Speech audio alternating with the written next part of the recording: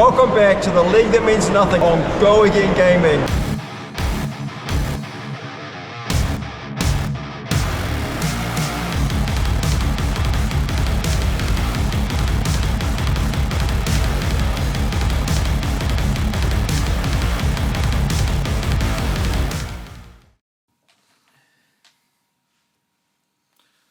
So hello and welcome back to the League That Means Nothing. It's me and Ian again, the dream team from Nats, which you would have already seen by now. Not to mention live and in person. Live and in person, yeah, absolutely. Not live right now. Yeah. This is not a live stream. No, this is not a live stream, but we are both alive. But we are both alive. Well, we must be. Well, this is before Nats, so we could crash and burn on the stream. If this has made it to YouTube then you've at least lived long enough to do that. Exactly, yeah. But we got a cool matchup today. We got Fang, piloted by David Wallner, and Gravy, piloted by Stephen Berlant. This is quite a relevant matchup as well, I think, at this moment in time. It was the last game that happened on stream before Top 8 and Canadian Nationals. So, of course. Yeah, very interesting. Fang able to maybe deal with some allies and keep pressure on Gravy's life total. Yeah. David Wallner obviously has a penchant for warriors. Oh, yeah. He played Kasai, I think, last time. He did. Yeah, that's right. And we've got him taking on the newest kid on the block in Gravy Bones. Mm-hmm. Yeah, going to be interesting to see what sort of value Fang can extract, especially out of those Valiant Dynamos, because obviously that's one of the MVPs of this deck. I absolutely love that card. I hate that card. Oh, absolute polarity already. Yeah, well, let's go over to the gameplay. Absolutely. See who takes it. Yeah, so message from one of the sponsors first. This game, A League That Means Nothing, is brought to you by FLUKE and Box.com, the premier international source for all Flesh and Blood singles and rip and ship box breaks, with super competitive shipping prices as well, all of which is priced in your local currency on the website for your convenience. Head over to flukeandbox.com and make sure you go and subscribe to Fluke and Box on YouTube as well. Exclusive to the League That Means Nothing, we also have a discount code. That's TLTMN for 15% off your order on flukeandbox.com. That's one use per customer, so make sure you use it. That's discount code TLTMN for 15% off your order on flukeandbox.com. Have a good day, mate. Wallabies. Both players drawn up and ready to go. Stephen playing on a beautiful Plague Hive playmat. Yes, Marvel Gravy, Marvel Crown. Looks like a coat fancy gold. But bog standard dead threads. I'm very disappointed. Absolutely, yeah. Shocking, carry on. Is this the type of stuff we let on the league? Yeah, I think it is, yeah. But we are seeing the Gravy activation. Obviously, he's looked at the top card of the deck through the compass and has now cracked the gold to do the Gravy thing, putting a Swabby in the graveyard with Watery Grave. Wow. Excellent, powerful ally, and a tip the back. Oh, just getting a Gold Kiss Rum straight off the bat. A nice fancy one of those as well. Yeah, I don't know if you've played much High Seas Limited, but Swabby is a beast. A problem. Yeah. 2 for 7 is a good rate. And obviously we've got the Gold Kiss Run being played, so obviously you can play that from the graveyard as well. And he's just going to swing it 4/7, establishing a ridiculous weapon on turn 1, and a Rum as well to boot. Yeah, Jeez. so we are locking in a second ability to play 2 allies in a turn, as well as the Mage Master Boots. And here we have Fang blocking 7 and dropping a Gem Pack Pledge Fealty, making their first Fealty before it's even been his turn. Yeah. Fealty a lot more relevant in Fang than it is in Syndra, because obviously you want to get that ridiculous value out of your daggers as soon as you get 3 or more. So getting that Pledge Fealty immediately on turn 1, pretty good. Or turn 0, I should say. But over to David now. Establish that Fealty. Looking like we're going to be swinging with some Obsidian 5-Ains, potentially into the Swabby as well to get rid of that. But it is on 3, so we have to pump it up to 3 at least. Yeah, very interesting from my point of view. Putting out that ally super early is just giving Fang a target. Yeah. But this is a good starter in Draconic. Obviously, 0 for 4 will go again, blocks for 3. But obviously, the only cards you can play after this are now Draconic. Obviously, the Fealty shores that up a little bit. But of course, there's going to be Draconic Daggers after this as well, I expect. Yes, and I imagine in David's seat, he doesn't want to crack that Fealty right away. No.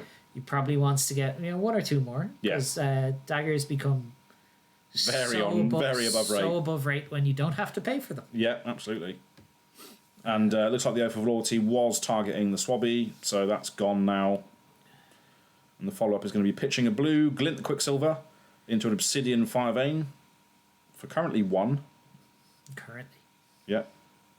But obviously there is a plethora of attack reactions that Fang can get access to, which turns this into a go again +1. Yes. So we'll see which one it is. Oh, it's a tip-off. Oh, even better. Okay. If Gravy has declared no blocks, this means we're going to be marking, which means we're going to be hitting, Getting a fealty. getting a second fealty, and keeping a card. Mm-hmm. And we do all of that without having to play a draconic card. Yep.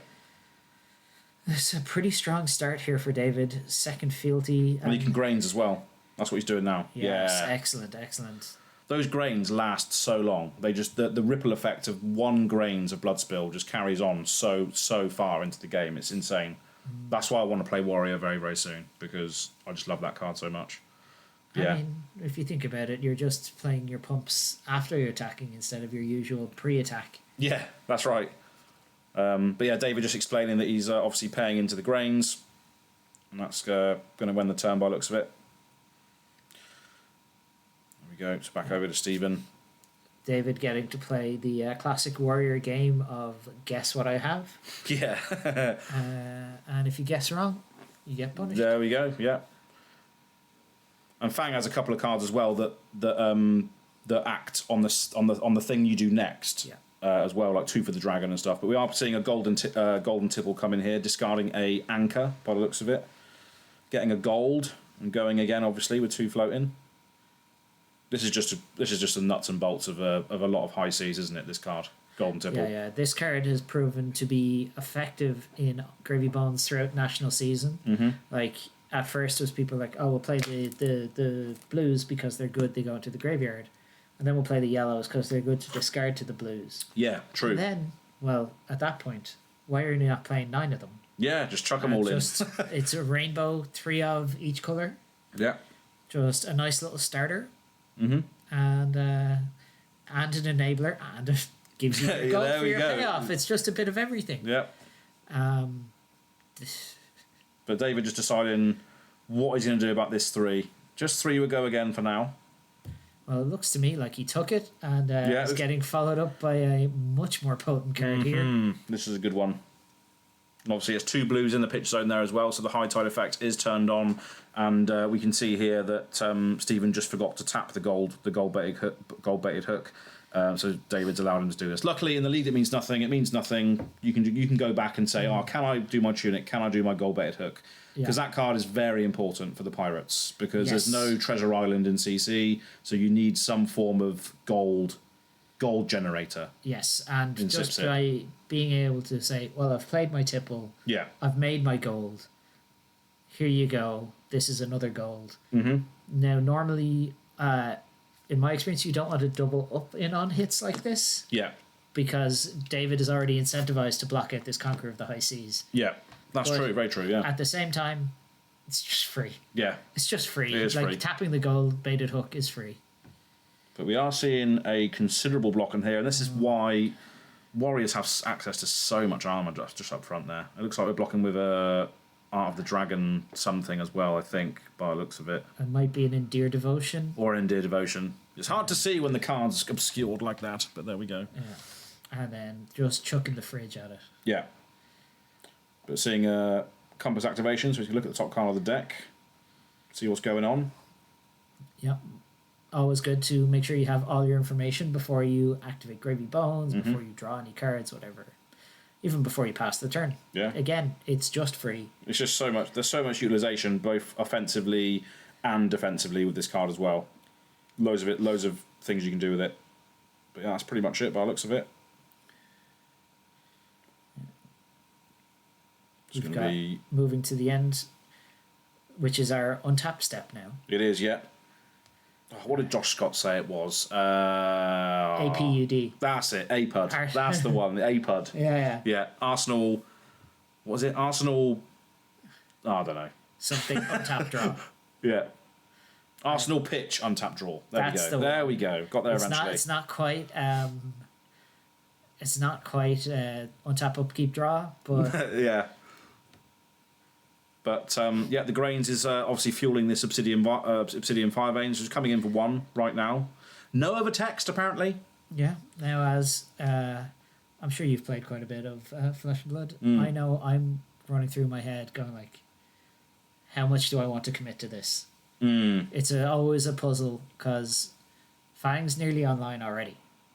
Yeah. And David has not had to pitch to get online either here. So no, not at all, no. If this hits with a fealty... Oh, there we go. There's a 2 for the dragon. This is what I was talking about earlier. So your next thing gets +3, which is... It is funny because you blocked it and then you're like, oh, it doesn't do anything. Yeah, it's that unique ability Fang has to juke around blocks. If you hard commit to blocks on the first thing, they can be like, pledge fealty, it has go again. Anyway, here's another dagger. Yeah, exactly. You're gonna block 6 again. Mm-hmm. No. So yeah, suddenly the gold bait hook has not blocked the full thing, taking 1 damage. Unfortunately, there's no real on hits, except obviously, as we've alluded to before, grains. It looks like we're pitching into grains here and sending another dagger. There we go, and that's coming in for 4 this time. Well, is it? No, probably not, though. 1 card in hand, 1 in arsenal, 1 floating. The only person who knows what this is coming in for is David. That's right. Looks like we're blocking with some form of blue. Or provoke. A pirate card of some description. Yeah. And now we're going to just say, do you know what, Stephen? Give us a look. Let's have a look, and then you can add a card to the hand, to the chain link. Or maybe not. Or maybe not, depending on the composition. But it is a saltwater swell being added. Yeah.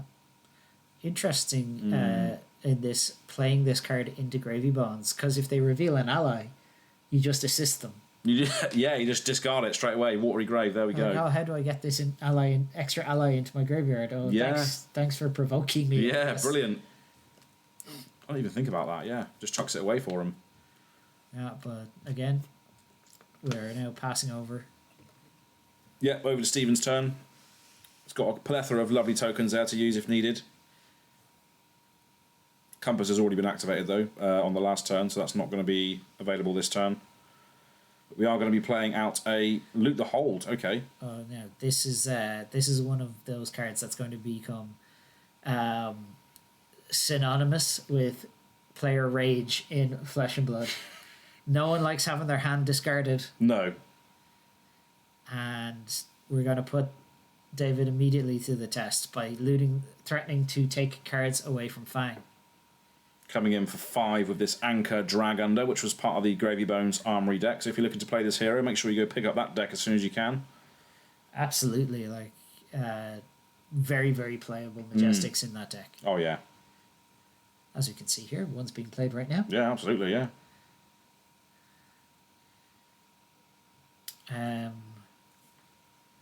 Coming in for 5 damage. Yeah. Obviously has an instant effect as well, which is pretty cool. As an aggressive player myself, someone who loves a lot of aggro, you're never being put to the test like this. Like, do I block and give them the value of me blocking, or do I give them the value anyway? And it looks like David has elected that the value of blocking this out is better than taking the damage, keeping most of your cards, and giving up a gold to Stephen. Yeah, I mean, the armor's there to be used. I mean, the Valiant Dynamos are always going to refresh. I think we've seen now that if he did block with them, he would have got that counter removed. So just trying to get that in. But all the other armor there has been used pretty much already. We've got 1 left on the grains, and that's it. So he has used it pretty early. But we'll see how that turns out. Stephen obviously playing very smart as well, not to give David access to Balance of Justice. Yeah. Not drawing 2 cards in a turn when the opportunity has presented itself. Yep. Obviously, that's very relevant at the moment as well, because you can crack lots of gold, draw lots of cards, so balance always going to be relevant, and pirates are around. Yes, not just to mention Gravy's hero ability, plus things like Golden Tipple, as we've already talked about. Oh, the loot effects, obviously, of course, And here we have... just an obsidian for 1, apparently. That's it, that's all it is. That's all it is. I hate warrior players. They always say that. It's it's only 1. Just 1. Here we go. Yeah. Don't worry, I wouldn't lie to you. So luckily, no block from hand. So the full value of glint is not being given here, but obviously giving the attack go again regardless. Because maybe no draconic things to use here then. But Stephen's going to be taking 1 from that. It's really great to see cards like Glint the Quicksilver. Cards from the early days of Flesh and Blood. Oh, Still yeah. so relevant. Oh, yeah. And here we see a firm loyalty. So obviously this is going to be creating a fealty token. I'm just giving it an extra bit of buff. These +2 cards basically say +3 because of the Obsidian Firebane text. Absolutely. I've had that discussion with a number of my locals who are like, why doesn't it block 3? All warrior attack reactions block 3. It's like, well, you have to factor in how powerful they are in combination with the 2 daggers. Yeah. If they block 3 as well, it's a 0 for 3 that blocks 3. It's just, that would be so above range. That would be too good, yeah. But now David is at that stage where his daggers are now costing nothing. And he's cleared up the board, but has left Stephen with... Full grip, plus the arsenal. Stephen immediately going in. Let's make some gold. We're going to do some trading at the Portside Exchange. Yeah. Obviously, an ally's been put into graveyard, so he's got an extra resource there. Playing out this Rigor Mortis, which costs 1. It's ridiculous. Establishing a 6-power weapon, essentially, for 1 resource is ludicrous. Yeah. Seeing the utilization of something like Dead Threads and... Yeah. With Asti coming in there as well, so this is obviously going to get Go Again and on-hit gold as well. So maybe potentially on-hit 2 gold if he wants to get the baited hook. But we'll see. There's the other thing that we all have to be aware of as well, is that... There we go, Stephen remembering to get his hook in again. Get his hook in, yeah. Yeah, but again, David's online. David is online, yeah. Fang can now start affording to give up cards. You don't need blues anymore. That's right, yeah, true, yeah. Like, your Grains of Blood Spill now is just a 1-block piece of armour for as long as you have 3 fealty. What do you need the extra resources for most of the time? Yeah. And the blues in Fang are 3 blocks most of the time as well, like Provoke and Glint and whatever else. But use it on block instead now. 6 Go Again on the Rigger. Fueled by that Avast Yi. This obviously is going to have 2 golds on hit.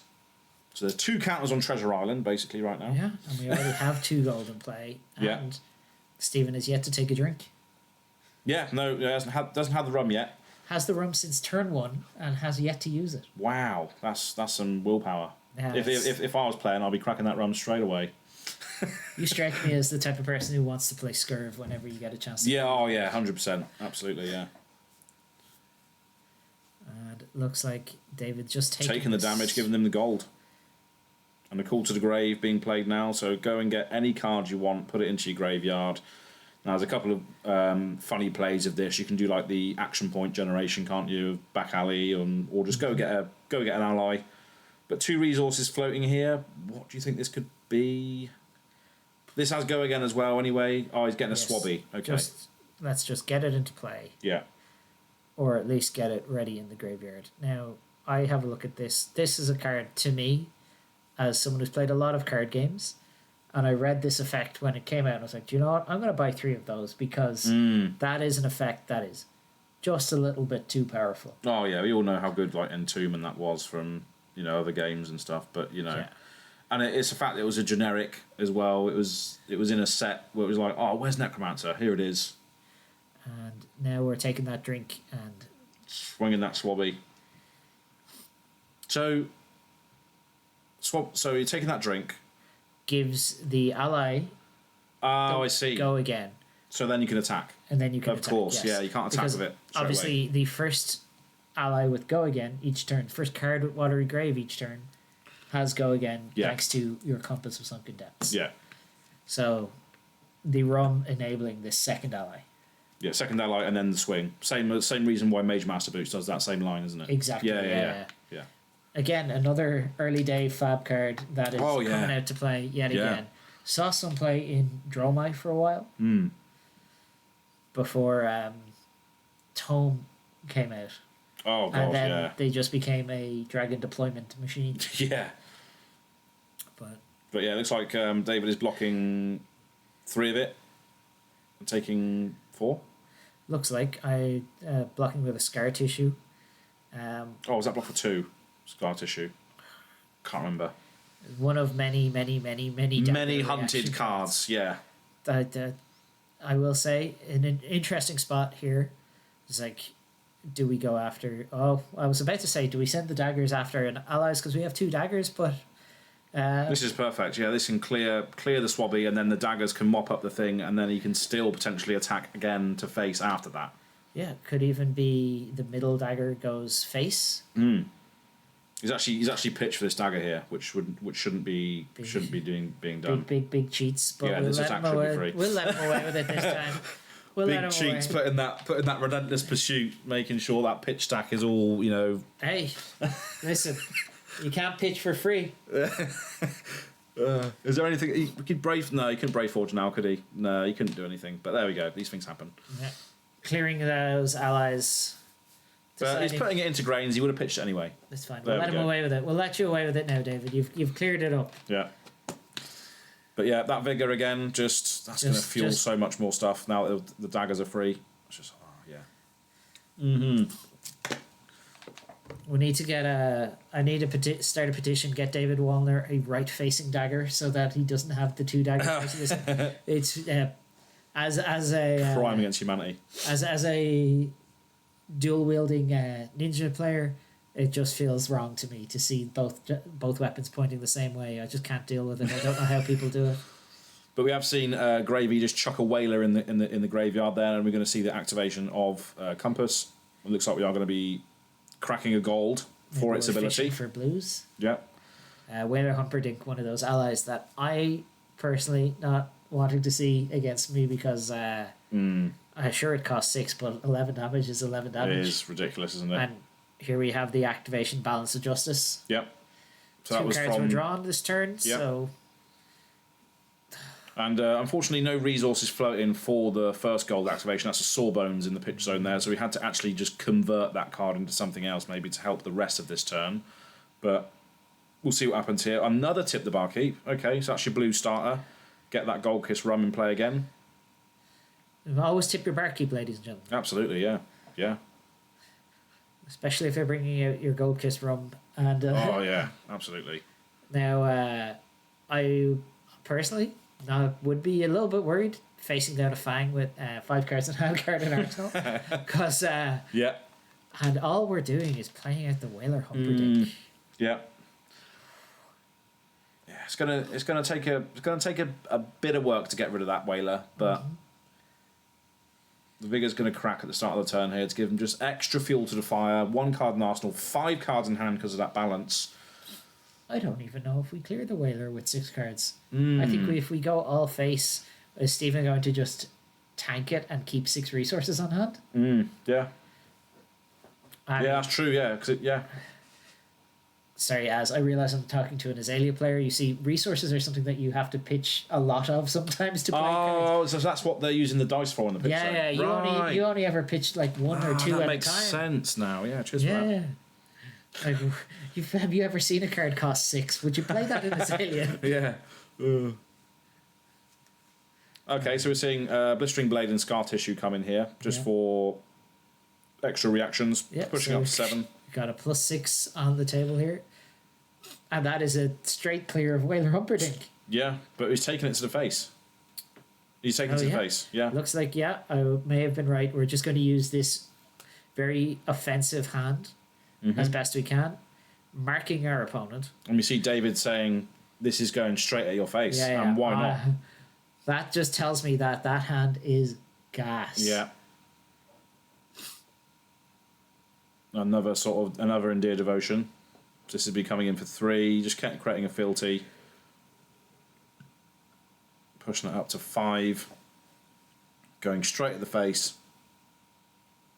Should be... Yeah, so we have a fealty, and if this hit lands as well, we'll get another one from removing the mark. Oh, that one went to... Oh, so there's 2 health left on it. Okay. What are we going to do for the last 2? Pitch into grains. Pitching into grains, and we say for the Drakai. Ah, okay, perfect. Yeah, 0 for 4. Lovely old job. Creating another fealty off on the attack as well. No, that's only when it attacks a marked hero. Oh, hero. Yeah, okay. Nice. Got to remember the difference between early Flesh and Blood sets and new Flesh and Blood sets. Very true. Now that we're designing with allies in mind, we have on hit of a hero and not just on hit. Yeah.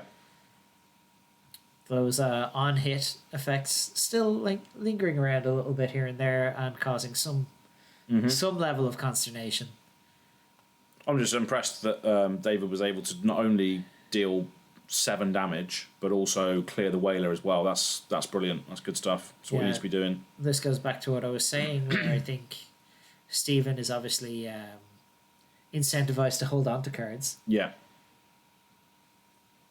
I'm just seeing the gravy activation here, putting the chowder into the graveyard. Chowder. Which is the one that gains life. I have so many vocal tics about this deck from talking to people because everyone has a joke about the stupid allies. Yeah, I bet. I had it joined by a limpet hop-along from a Chart the High Seas. Yep, so we didn't get any resources off of that, though, unfortunately. No, not ideal. By the looks of it. So we're just going to take a look at the top card deck now, see if that sculpts any additional lines for us. Maybe Stephen thinking like, if he wants to crack a gold. To draw the card that he's just seen, perhaps. Yeah. Get limpet into play, attack, do something else. Yeah. David obviously incentivized to only block the things that matter anymore because we've our whole engine is running now. Yep, and he's basically can block 1 every turn with the Valiant Dynamos as well, because that are always going to be refreshing now that you can swing for free. We are going to be seeing a Saltwater Swell come in, which does find a blue off the top, and obviously he left that blue on top, or saw that blue on top from the compass, so it's always good when you know your Saltwater Swell is going to give you that 3. Yeah, like this ability to it blocks for 3 as well. Completely forgot about that.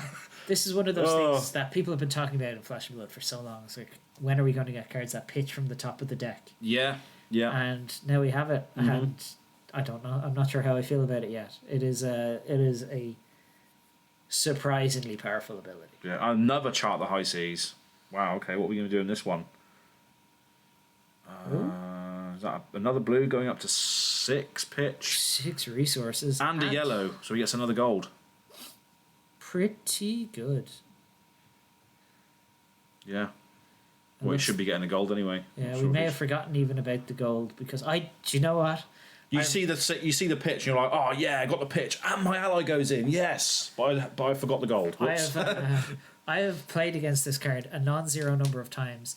Completely didn't realize it gave you gold. Yeah.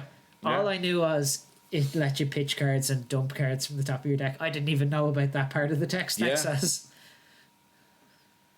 That's what I mean. You see the pitch and you see the ally in the graveyard and you think, oh, that's it. That's the end of the card, surely. Perfect. No, it's not. That's like, did I tell you I was playing Aurora for like a week and a half before I realised that Arc Lightning also gave your next thing go again. Oh, yeah. Didn't matter. The card was broken. I thought I was like, surely it's this broken. It's not that broken. Oh, my God. So we've got our Chowder into play. Got the Chowder in play. Obviously, it does have go again because of the blue card played, which was the Saltwater Swell. And now we're going to be playing a Flying High. So obviously the next attack gets go again. Sending in. Activating the hook as well. So coming in for 3 with go again on hit gold. Pretty good stuff. Absolutely. Again, we're just showcasing how powerful Groovy Bones is here. Like, these new cards, they didn't want Necromancer coming in kind of half-baked in the same way Assassin did in Dynasty. Yeah. This came out of the gates with a bang. Yeah, people have been asking for it for so long, haven't they? Like, oh, Necromancer's confirmed in the next set. No, not this one, but this one, yes. And, like, I've played a lot of board state-based games, but I've never played a board state hero in Flesh and Blood. But I tell you, this is a deck that I find fascinating and really want to get some time into. It's just so interesting. It's so unique how all the pieces sort of work together. Yeah. Yeah, a lot of work needs to be done. A lot of lines need to be created in order for you to get that thing, but it just seems so fulfilling when you do. But this is a good block. A Loyalty from Beyond the Grave. This is a sick card. I really like this card because it actually allows you to be defensive to a certain degree, but then on a future turn you actually draw to be offensive. So, yeah, I do love this card. I've played it quite a bit in Syndra. It's fantastic late game into, say, a Guardian or something where they give you a little bit of space that they didn't want to have to give you, and you're like, cool, 5 cards it is. Yeah, exactly. Let's go. Yeah, yeah. And Fang gets the exact same sort of benefit here because we saw David was able to present 14 damage plus off his 5 card hand and keep an arsenal. So when he gets his access to the second loyalty beyond the grave, it's just going to do the same thing. It's just going to cause so many problems. Another Chowder coming out. All the Hearty Cooks coming out to play now. And obviously this had go again from the... what did it have go again from? No, this one didn't have go again, but as an instant, we can tap it and gain 1 life. Was that that's what we're doing here, is it? I would believe so, because we have the first one had... Oh, no, sorry. Go again from Flying High. It had go again from Flying High. The attack did, yeah. Yeah. So, yeah, and then we're just going to gain the 1 life here. Oh, yeah, cool, yeah. Because as an instant, you don't need an action point to use it. Yeah. Again, this is a card. These are both cards that David is going to be incentivized again to deal with. I have won my fair share of limited games getting a Chowder on board. My opponent never really deals with it, and I just passively gain life over the course of 7 turns. It's amazing how, like, if you leave that around for long enough, it can get you a load of life. Pivotal. And then the longer you leave it there, the more you go like, oh well, he's already gained 6. Am I really going to deal with it now? And exactly. Then it's too late. Then it's too late. So let's see how disciplined David is going to stay. He's been very diligent about keeping the board state clear. Yep. And it's been really, really impressive to watch someone maintain that sort of discipline. And now... And this is a perfect start as well to get rid of that board state. Sure, never mind. Maybe he just has it all along. Yeah. Maybe David just wanted it more. I don't know. But in response, we are just going to gain a life, which is... That's what I mean. They're good on the way out as well. If you attack them, it's good on the way out. Tap, I'm going to gain a life. Off it goes. Yeah, we're not... So it's gaining you 4 life, really. Yeah, we're not going to miss any points of value here. So that Chowder... Yeah, it's worth 6 life now because 4 damage plus the 2 life gained. Yeah, exactly. Yeah. It's pretty good value. It is pretty good. I would say that. Cool. And the Obsidian 5 Vein coming in. We still got the floating from the Vigor. Obviously, you didn't have to pay for this. I was always cheeky when your opponent goes like, don't forget I have 1 floating. Yeah, got 1 floating from the Vigor. I was like, are they bluffing? Do they have something? Who knows? Staring at your Azalea opponent, trying to discern are they the type of person who'd have a Rain Razors or not. Oh, yeah. Yeah, classic. Do you have it? Come on. Please don't. But when you fire a naked bolt on shot, they're just like, you've got the Rain Razors, haven't you? Of course 6. I have. Yeah. Here's 6, and then they go double Rain Razors, and like, cool. On hit reload of 0 cost. Now that one comes in for 8 now as well. Brilliant. Like I said, sometimes people just want it more. Yeah, that's it. Yeah. So taking a peek at the top of the deck now through the compass, as this Obsidian Fire Vein still comes in for just the 1. Looks like we are blocking with the Barkeep. We've tipped her twice and now we're throwing her in the way. Throwing under the bus now. Yeah. I've had enough to drink. I'm good. Yeah. But yeah, Searing Gaze coming in now for giving this +2. Yeah. So Fire Vein going to... Oh, okay. There's a Blade Flurry as well. What was it I was saying about double Rain Razors? Oh, yeah. That was a good read there. Bit of foresight. But yeah, going all the way up to 6 now. Yeah, occasionally I do know a thing or two about this Flesh and Blood game. Oh, yeah. And obviously the second dagger as well is still yet to come. He's going to get a buff from the Blade Flurry as well, which is always good. But Stephen taking this, or taking the rest. Yeah. Getting a fealty from Searing Gaze. Also, very, very importantly, that makes the other dagger 3 power, which is exactly enough to deal with Chowder. Yeah. I'm seeing another... Yep. Gain the life on the way out. Off it goes. Pure discipline here from the warrior. I think you have to. I've seen too many warriors get completely run over by the likes of Drawmai and Prism. Yeah. Once you establish that board state, if you can't... once the dam breaks, functionally, this is what it is. David is trying to hold back a flood. Yeah. He's trying to make sure the dam doesn't break. Stephen is trying to just overwhelm David with board state. And that is why the discipline has to stay there. No, that's a good analogy, yeah, for sure. Yeah, because as soon as you let one go, that's too late then. Yeah, I agree. That's one ally survives, and then Stephen plays 2 more, and then there's 3 allies to deal with, and then you're just never able to keep it clear ever again. But yeah, the Give No Quarter was pitched into the Golden Tipple, discarding a Chum. as well. It's a black and white one because obviously proxies are allowed in this tournament. The Undersea Arclight Sentinel. Yeah, Undersea Arclight, yeah, 100%. Really powerful effect. I believe I had quite a number of local players the minute they saw that text be like, no, not again. No, not again. We're not doing this again. Yeah. But Chum has a little bit more. It's face up, isn't it? It's face up on board. It's not instant speed gotcha. You know it's there at least, so you can at least and if craft Steven a little bit. Doesn't draw a watery grave card, he can't activate Chum. Yeah, exactly. Super relevant. Yeah. But another Give No Quarter being played here, so 2 ally cards of Watery Grave are going to cost 3 less to play. Yeah, and I have a funny feeling that we might see the Mage Master Boots activated now. Mm-hmm. We do have a resource available on Dead Threads as well, because an ally's been put in the graveyard, so essentially 3 floating here. I love how this deck just works together. Oh, yeah. Yeah, it's amazing. It's just so cool. Oh, yeah. Limpid coming out. So that's going to have go again. Now he's going to attack with it. And then, obviously this has a go again. He's got 1 resource available on the Dead Thread, so he's going to go up to 2, so he can play a 5 out of his graveyard, which was what Chum costs, right? Yes. Yeah, so... And huge fan of Limpid Hop Along here. Just... Some would call it the mirror breaker for Gravy Bones, because if you establish them, it means you can clear allies and do other things. Yep. But you know what? What I think about when I see Limpid? I can't wait to see friend of the channel, Max Ferocity, cosplay something like Limpid Hop Along. Yeah, for sure. Yeah. Yeah, there's so many cosplayable pirates out of this set, isn't there? It's just going to be great to see all the cosplayers, what their takes on these characters might be. But there we see the Chum coming out. Not needing the Dead Threads by looks of it. No, thank you. Give no quarter. Yeah, absolutely. Now, Chum ready to rumble here, getting in for some damage. Yeah, it looks like we took a swig of the Gold Kiss rum to be able to get it out for go again, then attack. Yeah. So tipping those bar keeps definitely worth doing at all times. Keeping those resources handy. Hanging on to the Mage Master Boots until absolutely necessary. Yep. Always good, because it's a one-time bailout for free. Yep.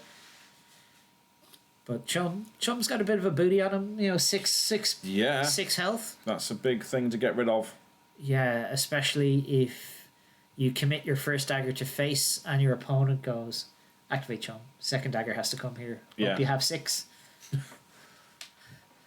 Generally, Fang tends to quite heavily front load the daggers. Yeah.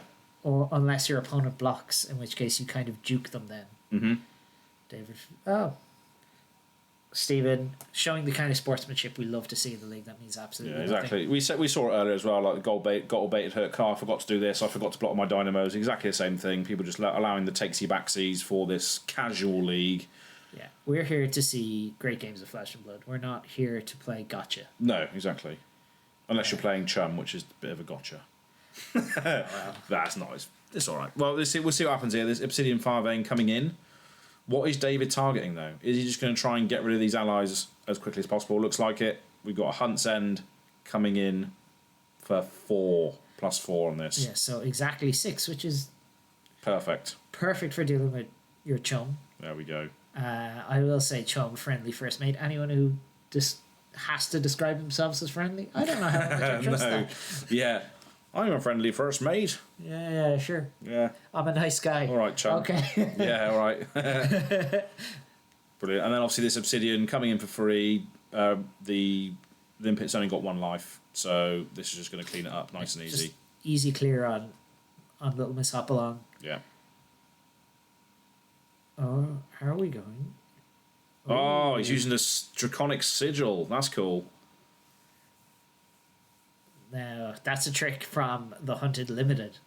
Oh, of course. Yeah. Sigils in that set, yeah. I remember learning about that for the first time at the world premiere in Prague. And yeah. What do you mean Sigil of Solace is in this set? Yeah. I was dead on to win this game, and now you're out of reach. Damn it. The joys of world premieres. Oh, yeah. What?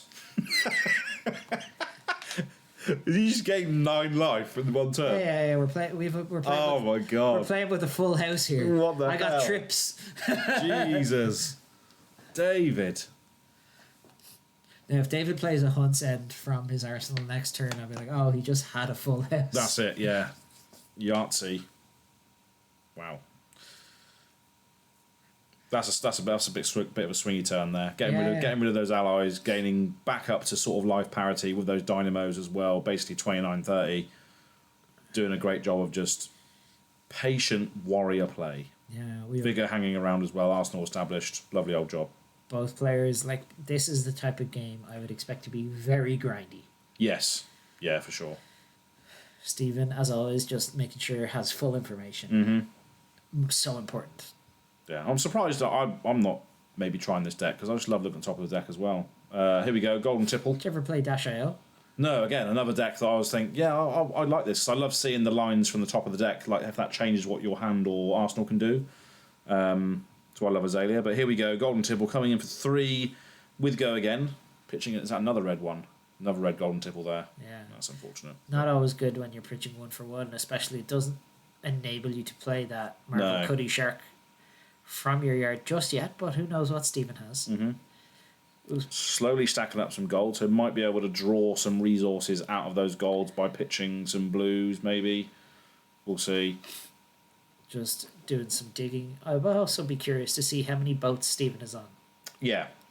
The big sort of innovation that came about in the Canadian Nationals was Swiftwater sloops in Gravy Bones. Just as a 2 for 6 Go Again. Yeah. Just that's a pretty good rate. It's pretty good. I would say. Yeah. And some people were even on battalion barks and things like that, which obviously a house in limited. Oh yeah, limited. Yeah, it's insane. Yeah. You know, I'll take a 4 for 9. That seems all right. Yeah. Seems all right. Just get him. Just get him sometimes. It was Stephen gesturing towards the dead threads. Thinking about maybe pitching in. resources. Oh no, I'm coming for a Conqueror. There we go. So it's turned on. I don't know if you can say that about a boat, as. Yeah, well, look at the skull on this thing. 8 Go Again. Yeah. Here we go. Destroying the Arsenal. Now remember,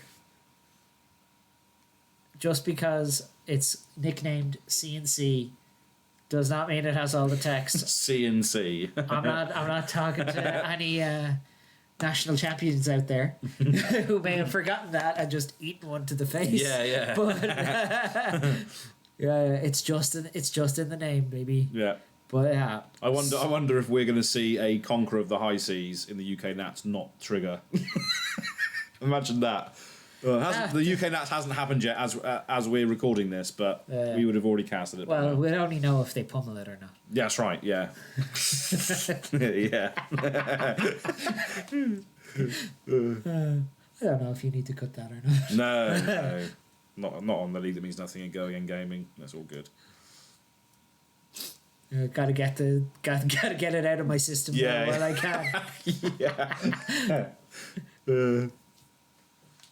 Brilliant. Yeah, Conquer of the High Seas. I picked up my playset this weekend actually because it's just like such a powerful effect. Yeah, a lot of the Nats players are obviously getting the copies as well, aren't they? Because they get a Conqueror for entry, don't they, or something? Yeah. I'll be getting my extended out Rainbow Foil next week at Irish Nationals. Oh, lovely. Yeah, nice. Who knows? By the time you see this, I could have already played it. Could have already played. Could have already succeeded. Yeah, well, we'll see. You know, I can top 4 it so many times. I have to win eventually. Yeah. But here we go. Long Whisker Loyalty. Yeah. 3 effects, 1 for each Draconic Chain Link. So it's just the 1 on this one. Yeah, we don't have our Draconic starters really anymore because we've run through our 3 Oath of Loyalties. Yeah. So I don't know if David is on something like Blaze Headlong as a turn extender or anything like that, but this is just going for +2 here. Yeah, could be, this could be a lot better, this Long Whisker, but it's a Draconic thing we need. Oh, we're going to throw caution to the wind. Okay. And obviously blocking 3 because he's looked at the top card of his deck defensively, so just taking the 1 here, which is nice. Yeah. Didn't catch a glimpse of what that blue was on top, but that's another card which is pretty cool. Yeah, throw caution to the wind. One of those cards that I saw, I was like, oh, that seems like a good limited card, and all of a sudden it's making waves and constructed. Oh, yeah. But, you know, me, not really ahead for deck building, some intricate engine like Gravy Bones, but I can put a bunch of head jabs together. Oh, yeah, yeah. Or 0 for 4s would go again. Got it. No bother. Easy. Yeah. Breakpoint.deck. But now we're coming in with Endear Devotions. Obviously, it's going to be for 5. Yeah. Getting a fealty along the way. Kind of see David really loves this deck, playing a lot of those gem pack cards again. Mm-hmm. And yeah, both David and Daniel playing in the league. They're brothers, and they love pimping out their decks. That's for sure. I mean, with good reason. Like those gem pack extended arts with the micro text box are phenomenal. Oh, they are lovely. Yeah. Huge fan of those. Like, I know I loved a lot of the extended art rainbow foils that we used to get, but these micro text boxes are just something else. Yeah. Cool. So we're starting Stephen's turn with a Gravy activation. Yep, that's right. A gold should have been destroyed for Gravy's ability. It's fine. He missed creating a gold earlier, so we're balancing it all out. Yeah, that's okay then. That's fine then. Yeah. God, could you imagine if it was just tap, discard, draw? Yeah. Seems kind of busted. Yeah. Well, we're going to do it again. We're going to do it again here. Discard, draw, to get another gold. Getting rid of that chum. Yeah. So at the moment we're okay for gold. Yeah, we've just corrected an earlier error, yeah. And now we have... But luckily it means nothing, so it's all good. As long as people learn from it. Is that a Hulk... No, Macho Man Randy Savage quote? What? Nothing means nothing. Very famous wrestling... I don't know, actually. That one is explicitly going out to Kiki and Podrick as the big wrestling fans who are both involved in the league that means nothing in different ways. Oh, 100%, yeah. Patrick's playing and Kiki's doing some casting, which is nice. Now, it'll be interesting to see what Stephen decides to do with this big pile of allies that have been generated. And another one going in. We're just stacking the gold up here. Coming in for 1 with go again. Getting that gold, getting rid of that sawbones. Piling on those graveyards. There's a very good chance as well that Stephen has just decided that the best thing for me to do here is to stockpile a number of allies and set up a big turn. Combo turn where you can try and get them all out, sort of thing. Absolutely. Yeah. Like, it's really one of the... Again, I know I keep referencing limited, but that's my Gravy Bones experience, and really it is one of the ways that you can win a game is if you just go double ally in a game of limited. There's very few decks that can kind of deal with that. Yeah. And it was an awful lot of the part of old Prism, if you remember, was they would go aura, and then you're like, now the game's a problem. Yeah. When they would, but you have to build up the whole game to that point. Yes. Yeah. Okay. And then they just sort of start snowballing advantage here. Mm-hmm. But it looks like we're just going to drop a Rigor Mortis and say, well, I've made 3 gold this turn. But what about one more? What about one more? Yeah.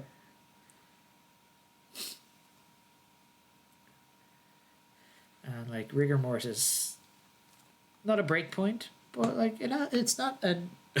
It's 1 for 6. Yeah, 1 for 6. God, could you imagine? But yeah, fully blocked on this. Obviously, we're going to see that Valiant come back nice and easy. That is the end of the turn as well, by the looks of it. It is a free block. It is, yeah, every turn. Free block, especially when your fealty's online. It has. I have seen it become slightly a bit of a problem into something like Azalea with triple drill shot. Oh, yeah. But against 90% of decks, it doesn't really ever go away. And it just has that Crown of Seeds like effect on the game where you just gain a life every turn. Every single turn, yeah. Furthering your own game plan. Yeah, so that's honestly one of the cards along with the grains that make me just want to get into Warrior. But here we go, another Hunt's End. He did have the casino, or was that the turn before? That was the turn before. But here we go. But here we go, 6 go again. Yeah, play this only if you control 3 or more fealty tokens, which he has done for a long time. We have had since 37 life. Now, these are the kind of games that I expect to go quite a while. Mm-hmm. And just people just trying to extract as much value as possible from everything. Oh, there we go. Now we're gold positive.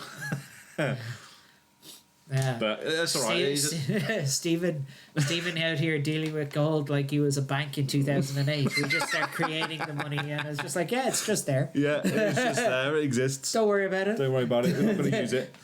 Please don't take a look behind the curtain. Oh my god. But yeah, fully blocked by that blood in the water, discarding that Whaler Humperdinck, making that into a 6 block is pretty good when that's concerned. But yeah, the other just taking a little poke at rigor mortis. Yeah, easily done, easily dead. I wonder if Stephen is going to we got what, maybe a card in hand, card in arsenal. There was a lot of allies in hand that last turn. Yeah. So let's see what we have here. That's another thing as well. You can potentially catch, if they're running a lot of allies, you can potentially catch them out with a hand like that as well, can't you? And just deal suddenly a load of damage out of nowhere. The classic DO problem as well. The handful of items. Yeah. On more than one occasion, former League That Means Nothing caster Connor. Oh yeah. Was playing Dio and I was playing Fi, and I'd put him to I'd deal him 15 plus damage on turn 1 because he had 3 items in hand. Oh, savage! Yeah. Yeah, you love to see it. Yeah. Unless you're there. Yeah, you'd love to see it. Listen, whatever works for me. That's what you love to see. Same way. The deck that's broken is the one that beats my deck. You know how card that's gamers right. are. Yeah. Pure salt. Stephen taking a bit of time to think here. Yeah, I mean it's Gravy's a hard deck to pilot, especially straight out of the bat as well. Obviously, these games were filmed a little bit further back, so these decks are still quite new in the hands of these players. So it takes a while to figure out these games. We're going to start off with a portside exchange, just a little bit of looting, get rid of that swabby. Just a lot of allies. Draw a card. Get a gold. Found a lot of allies over the last couple of turns. Yeah. Again, we should be creating that gold off of portside, so I guess it's kind of balanced out. So Stephen's just forgetting a few golds here and there, but there we go. Yeah, you're on thin ice, Berland. Oh no, there it is. He's just made it. Go. But trying to decide which of his friends he'd like to invite to the party here. You know, he's got so many options now. So many, yeah. But yeah, this being filmed early, so I imagine it was shortly after US Nationals. Oh yeah. This is round 2, so obviously it's just only after US Nat, so people have only started to get their hands on the decks when these was recorded. Yeah, so. The only version we'd really seen played at that point was like Jacob Shaker, who obviously made the finals of that Nationals. That's right. Yeah. And yeah, you just see so many cards in a turn in this deck. Things Flesh and Blood players are not really used to seeing this many cards turn to turn. No. Like very, very specific design decisions by LSS. Yeah. To make every card count, and if you're trying to make every card count and you're drawing like five cards in a turn, that's a lot. That is a lot. A lot of thinking has to go into that. And here we have the Swabby. Like, to me, I'm looking at this, and Stephen still has a card in hand after all of the game actions he's just taken. Another Swabby established now, coming in for 7 damage, which is a pretty good weapon to be swinging at David. Yeah, and like, not for nothing, David's deck started to look a little bit thin. Yeah. Like... Oh, here comes another loyalty. So he's going to be able to draw a card next turn then. Yeah.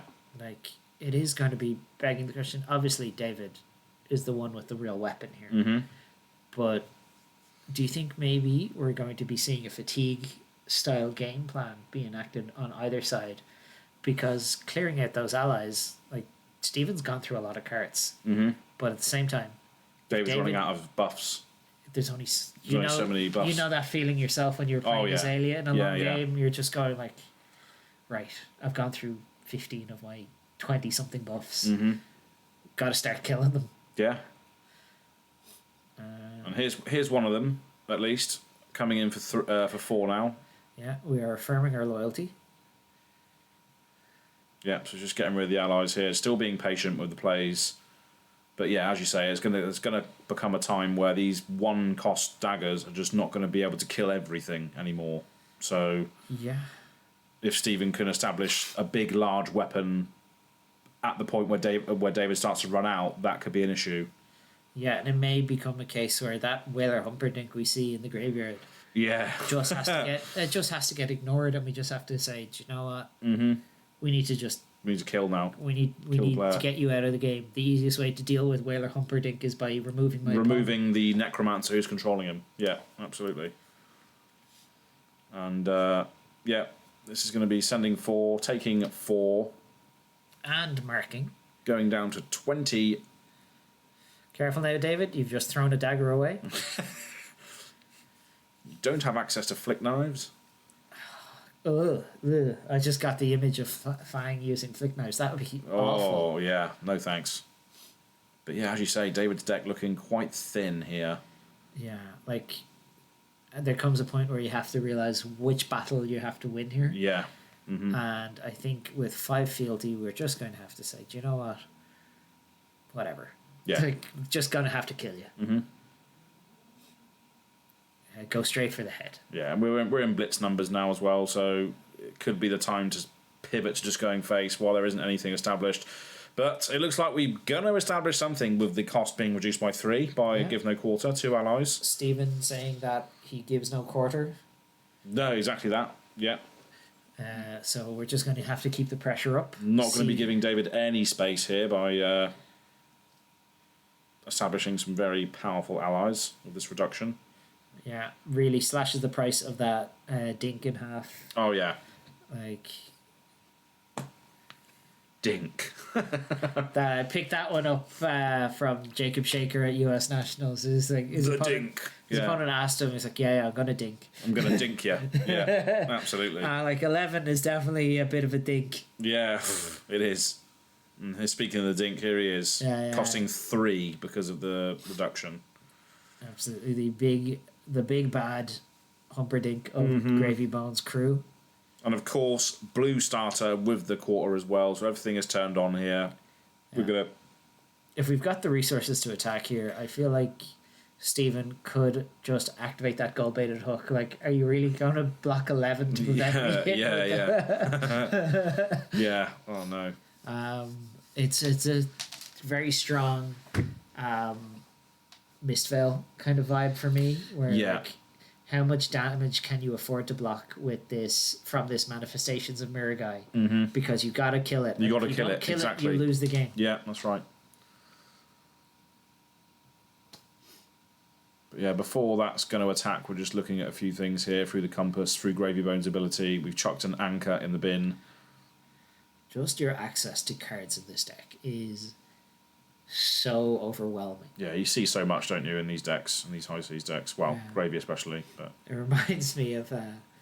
So I've always heard, it's the classic card game thing of like, oh man, you just saw everything. It's like, of course I did. I drew like a million cards. But yeah, we have the Mage Master Boots activation here now. Oh, getting out the chum. Oh god! Which cost 1 because of the reduction still. Wow. Okay. And this is just mean. Yeah. Because if Stephen can activate Chum when David commits a first attack into Dink, he has to and we're Havastiing as well. So this attacks for 3, and then we've got a Dead Threads activation still as well. How much does Whaler cost? 6. 6. It is appropriately costed. Yeah. Let's call it that, Yeah. But now David has to find 11. No. 12. 13 damage. 13 damage. To clear both allies. Wow. Which, again, as we've pointed out, the decks are so thin. Is that really the best use of your 13 damage? Yeah. No, exactly. So it's down to that decision tree now is what does David do to try and win this? I think... Go face. Yeah. I think if... But he can't because he's got Chum out, right? Yes. So he has to clear that at least or attempt to go face and force the Chum. Yes. And I think we have to commit pretty hard to one game plan or the other now. Yeah. We can't afford to play this sort of patient game anymore. This is what I was talking about. The dam is now burst. And David's job is to see if he can clear up the game before he gets overwhelmed. So he can't afford to attack these allies now. He has to go face. Or In my opinion, yeah, especially not now. Wow, yeah. With Jesus, we're dropping sawbones as well. Yeah, like this is what I was saying. Like once this happens, the warrior is now overwhelmed. Like you're in so much trouble. We have to send at least 3 damage at Sawbones to clear it, but if we do that and then Stephen activates Chum, then we have to clear that. Which is now extra because he could tap Sawbones to prevent 1 as well. So he has to send even more. He has to send exactly 3 at Sawbones. Yeah, so he has to kill that first because everything else is just inefficient. Yeah. Wow. And then that means we're probably taking a Wailer Humperdinck punch square in the jaw. Yeah. Wow. Yeah. Stephen, we've talked about how patient and everything that David has been, but like Stephen has been just as patient. Absolutely, yeah. Putting out enough pressure that David had to clear it up, and now has just gone like, okay, it's go time. Yeah. And it's funny that you bring out the dam bursting analogy because that's exactly what's happened now. There's just been that window of time where Stephen has been able to establish these 3, and now David feels like at least he doesn't have another choice now. He just has to go face because you can't. Can you clear all those allies and still go? I don't know. Like I don't think, especially now that we're down all of our Oath of Loyalties. Yeah. Because. And then, first thing first, we've got a Chum friendly first mate activation. Yeah. But this dagger, obviously, was targeting, I believe, Gravy Bones. Mm-hmm. So Chum just forcing the attack upon itself, obviously. The second attack will have to go targeting Chum. So we've got our Blade Flurry here. Pumping that up to 4. It was made Draconic. For the fealty, yeah. And that's cleared that Sawbones. And now we do have to go at Chum. And that's what, like I was saying, the problem is coming in. Mm-hmm. You've got something like Chum. This just needs to saying, be... like, you have to target me. Yeah. You have no options. And David is already priced into going after Sawbones. So... Yeah, having to use that power card as well, Blade Flurry being one of the big damage turns, having to use that to get rid of the thing that prevents damage plus a Hunt's End. All right, but that's the last Hunt's That's the last Hunt's End as well. So sure, we're down to Sawbones, but you know what there is? There's a Sawbones in the graveyard right there on top of that pile of allies, and there's a Humperdinck. Now we do have Go Again. So David still has 2 cards in hand. He does have the Blaze Headlongs. Is on Blaze Headlong. Excellent. We haven't seen any of those yet, so they could all come at this last moment. And a Forge of Jakai. So we have now managed to clear the entire board, but at the same time, that's a huge amount of resources expended. It is a lot, yeah. And like we've seen 2 Fall of Drakais, 1 Blaze Headlong, so they could all be coming up now, though. All those Go Agains. That is not a lot of deck. 1, 2, maybe 13 cards left in deck there for David. Plus the hand he's just drawn, and the Arsenal. Yeah. Interesting. Like, does he have 20 damage left in the deck? Yeah. Does Stephen, more importantly. But then again, all Stephen needs to do at some point is establish an ally. Yep. Like a relatively efficient one, and all of a sudden the game is just over. Yeah. But those graveyards are looking pretty stocked on both sides of the table. Not a lot of damage left to work with, I'd wager. Yeah. We've seen, like, David has pitched quite a few cards, like Relentless Pursuit and things like that aren't exactly... True, yeah. Good. No, they're good for establishing your early game, getting marks and blocking 3. But we're just going to send in a Conqueror of the High Seas, no High Tide. Okay. This could be a window that David needs, to be fair, to potentially... But we are still asking, give us two cards in your boots. Yeah. Or give us your arsenal. Or give us your arsenal. So it's going to be able to block 1 at least, take 6, go down to 14, send 4 cards back, and at that point you're taking away the resources of the gravy David. as well. Yeah, you're taking just commit straight to it. Yeah, absolutely. Like, you know what? Who cares? Yeah. Send me the bill. I'll see you later, buddy. Mm-hmm. We're taking these 4 cards because, like, David is obviously realizing he knows the task now, doesn't he? Yeah. There's no allies on board. He knows the task. Is go face now. Yeah, and he has obviously established the same thing that we have. It's like, I don't have a lot left in this deck. Mm-hmm. I've got to make it work. Yeah. So let's see what we have to work with. What a game this has been. Starting off with Saber Block. We haven't seen any of those yet either. We saw one. It was blown up by that CNC. Oh, yeah. I forgot about that card too. Jeez. And he is marked as well. Mm-hmm. Threatening to draw a card. 5. Just 5. Just 5. 25% of the life total. Yeah. Just 5. Trust me, bro. Yeah. Great thing about Saber Bloodshed is it buffs the next dagger. Yeah. But the effect persists. Still carries on. Yeah. Okay, so I'm activating a compass in response to this very scary upfront buff from Saber Bloodshed. That Compass of Sunken Depths giving me very strong Sensei's Divining Top. Oh, yeah. From Magic. You Yeah, know? yeah. So blocking with a Vast Yi, which I think is a 3-block blue, isn't it? It is. Yeah. I think a lot of the blues in Gravy Bones are 3. Okay, correct play. Just giving it that extra +1, getting a fealty because of the dagger text. Also, that all-important go again. Mm-hmm. Oh, he's discarding the blood and the water to get... Well, discarding another dink to get the 6 block on this. So that's the last Hopper Dink.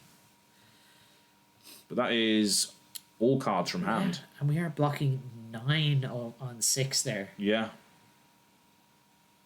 So David still with...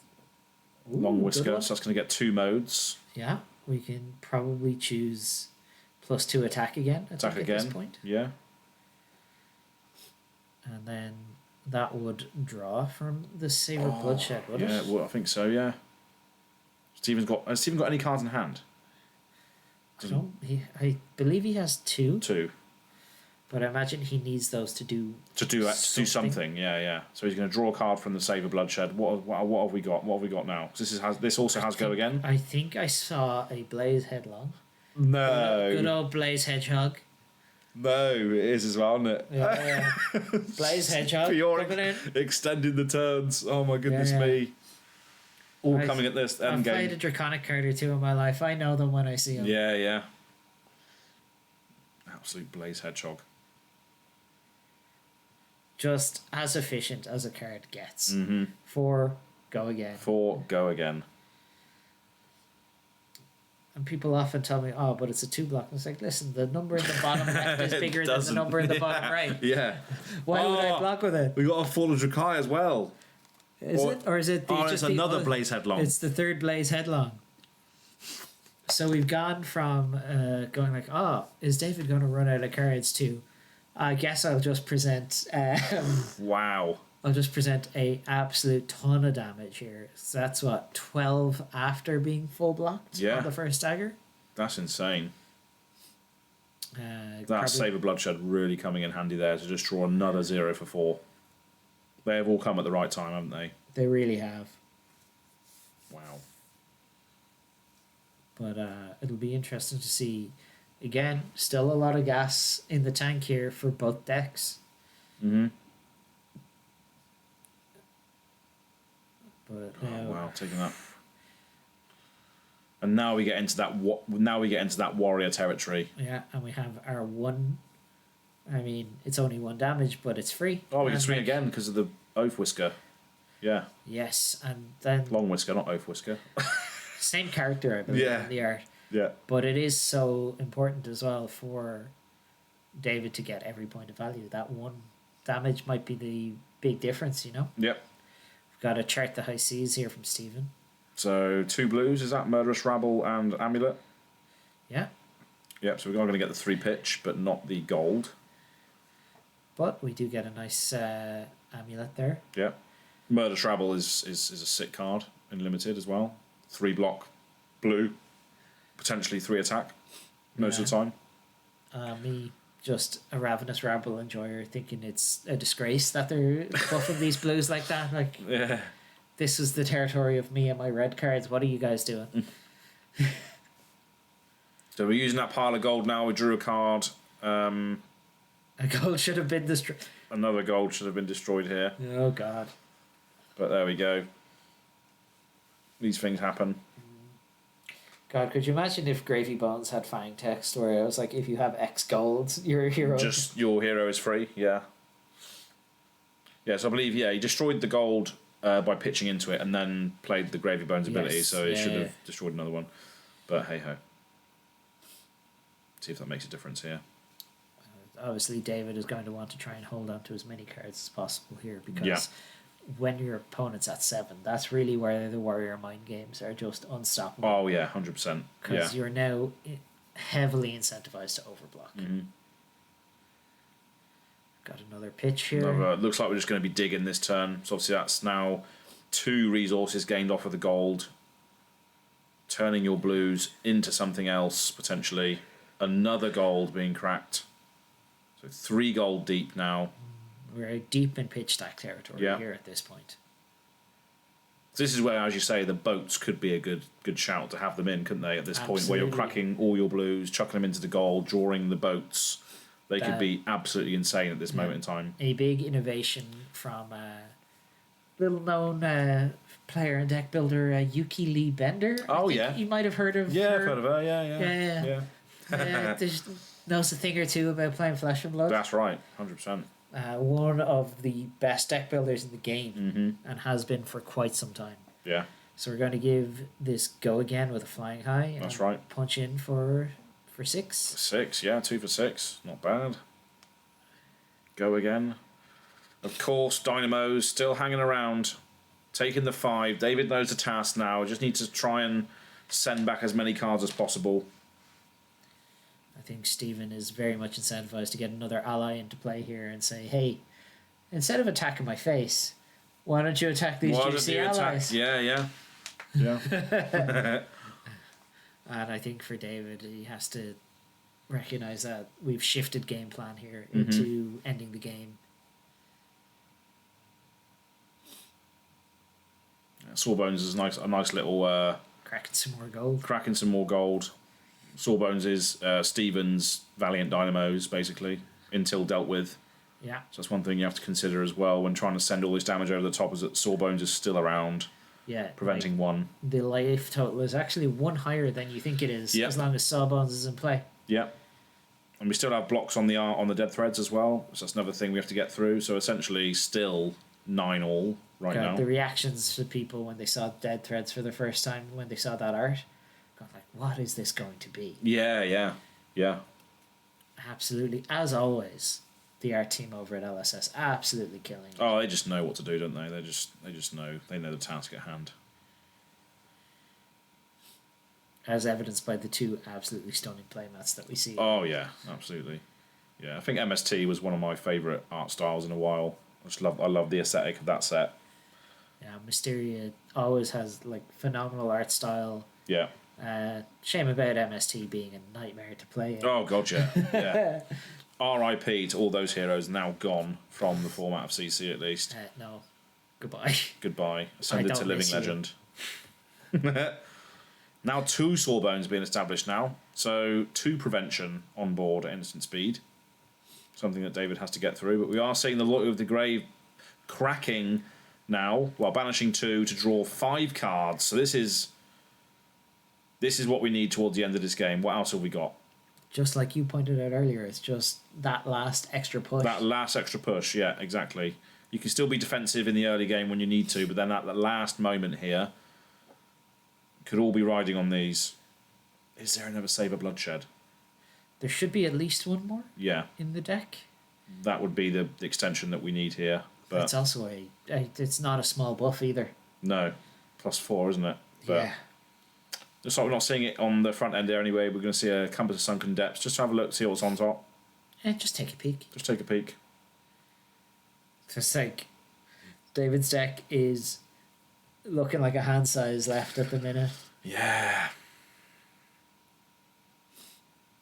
It's tough because he has to get through the prevention as well as the armor left before we can contend for the life total. But yeah, it's also so interesting for a deck like Gravy Bones where you run so many no blocks. Yeah. But it does not give you the space to run a lot of defense reactions either. No.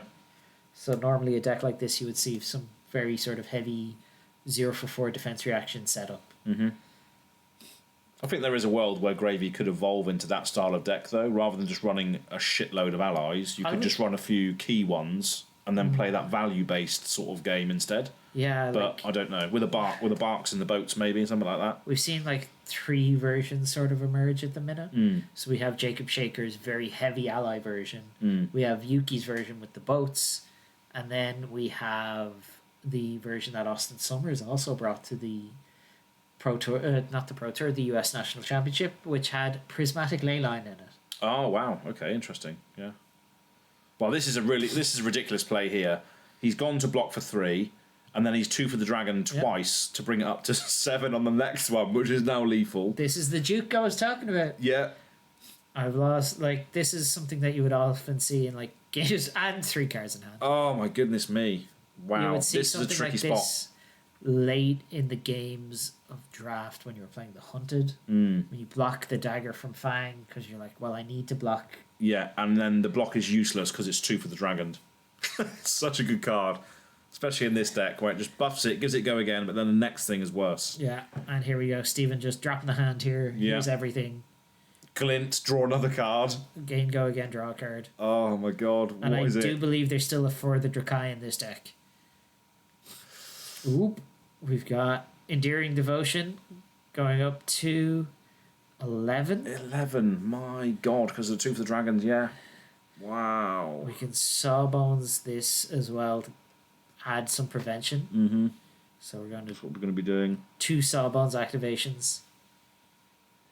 Just brings it down to so we're 9. Functionally have 9 coming at us.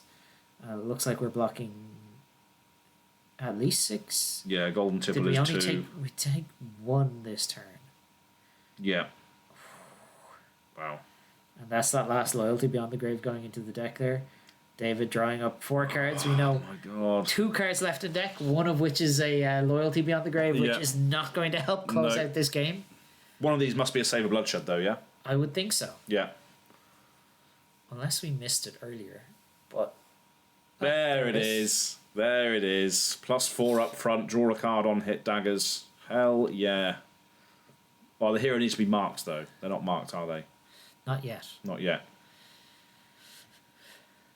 But here we have 5. Just take a peek. You're at 6 now as well. That's so dangerous. 4 cards in hand. 3 cards in deck. Oh, dear. Like, I think if Steven survives this turn... What do you do now, though? How do you survive? You just throw your whole hand in front of this, and then I would start by getting that Dead Threads under the bus. Yeah. I don't think we're going to need that one anymore. No. Not anytime soon. No. Because David's not attacking those allies anymore, so those weapons are more effective than the Obsidians. So you just have to block everything now, don't you? Surely, and just run David out. You just need to survive this turn, surely, because if David can't close this game out this turn, I don't know what really he has left in the deck to do it. Yeah, but he's got 4 cards in hand. There's a 6 block. Yeah. Oh, he's going to turn something into a Draconic. Oh, he's looking at it anyway. Deciding. Oh, we're going to Scar Tissue. Go up to 8. Ooh. 6. Huh? We're still reacting. Okay. Glint. Reprise, trigger. Draw. One of those last 3 cards in the deck. This is tense. 2 cards left in deck.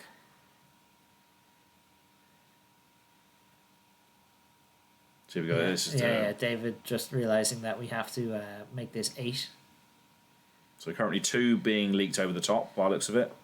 Oh, we're going to throw caution to the wind. Caution to the wind. revealing that blue, which is needed because of the compass. We saw what was there, so perfectly calculated. But we have 3 cards in hand here. 3 cards in hand still. That means Stephen only has a card left in hand. 1 card, yeah. Man. On hit draw. Oh no, it's not marked yet. Not marked yet. So no on hit draw. So, but this is just 1 right now. How big can it get? 3 cards. My God. Like, you have to drop whatever your card in hand is. Yeah. Stephen checking how many cards he has in deck. I imagine Dead Threads has to go here. Gravy activation. The gold should have been destroyed. Yeah. And now we're blocking for... Probably for 4. And we have 2 Sawbones to activate, so we're blocking a functional 6. Yeah. Oh, okay. Nice juke. We get go again. 2 modes. So we can attack again with a dagger. Yeah. Or we can apply the mark. Looks like we're saying here's 4, go again. So we're choosing +2. +2 and swing again, maybe? It would have to be swing again. Yeah, because we're not hitting, are we? So there's no point marking them. Unless there's another reaction. To draw another card. We're still deciding what that is. We haven't seen the modes yet. Yeah, it's so tense here. That's a Relentless Pursuit. I knew there was one of those floating around. Yeah, that's right. Yeah. Doesn't really help right now. It marks for sure. Yeah, so we're going to play the Relentless Pursuit. Close the combat chain. It goes to the bottom because we've attacked this turn. Mm-hmm. And we have a dagger that can swing. We can swing again, yeah. So we have 1 coming in here. So on hit draw as well. On hit draw. I don't think we can deal 8 damage though. No. We're going to activate Sawbones to prevent 1. Mm-hmm. Searing Gaze. So brings it up to 4. Another 1 prevented. So we're going to take 2. Take 2? Take 2, draw a card. David gets to draw. No. What is it? I don't think it matters. I was wrong. It was the last for the Drakai. Oh, the my last card. God. Oh, the my literal God. last thread in his deck. Jesus Christ. Wow. What a finish. Relentless Pursuit and Loyalty were the last That's cards. it. Wow. If David hadn't killed Stephen that turn, Jesus. he had nothing left. That was nothing left. Incredible. Wow. That Relentless Pursuit coming back round to mark him at instant speed, though, that to draw that card. Well, it's and not that was an the instant card. speed, but yeah. That was ridiculous. Wow. What a game. What a game that was. Really, so well played. Wow. Well, that was a full-length film. That was a full-length experience. But wow, what a game that was. I wouldn't worry about it. I'd say I would be gripped.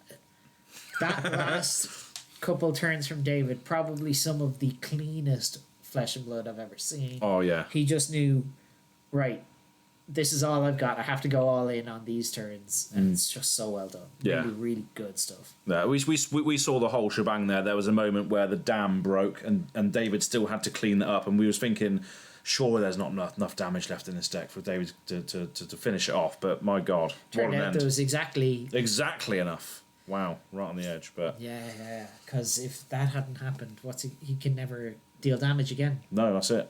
Yeah, the Obsidian Fireveins were not enough to chew through the 2 Sawbones. The Sawbones that were still left. Wow. Really well played, both players, honestly. Yeah. As well for Stephen recognizing the ability to set up that turn where he was able to triple ally, and then to keep going and keep the pressure up, even after David managed to clear 3 allies, which was in itself no small feat. That was a huge amount of resources went into that. Yeah, and it was luckily it was perfect. The damage was perfect to clear all of it, right?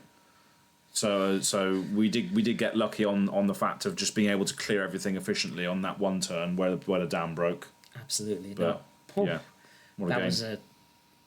Honestly, that's one of the best games of Flesh and Blood I've watched in a while. And All for nothing. All for nothing, absolutely, yeah. But yeah, we'll make sure you come back and we'll do it all over again here on the League That Means Nothing for more games. And yeah, that's been a great one. I'm just speechless really after that. But yeah, until next time. We'll see you again. Goodbye.